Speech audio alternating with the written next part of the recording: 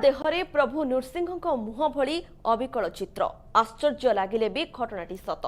जगन्नाथ धाम पुरी समुद्र धरा पड़ा एक कंकड़ा देहरे एभली विरल दृश्य देखा जाउछे, जाकरी सहर सारा चर्चा। महाप्रभु श्री जगन्नाथଙ୍କ कृपा पुरीवासी प्रति रहिथिबा एही विरल कंकड़ा पाइथिबा व्यक्ति जनक कहिसंती। पेंठकटा बेहेरा साहिर दुई जन माछ बेपारी समुद्र कूल को माछ किणवाकू जाइथिले। सेठारे जाल भितरे ए विरल कंकड़ा को उद्धार करथिले।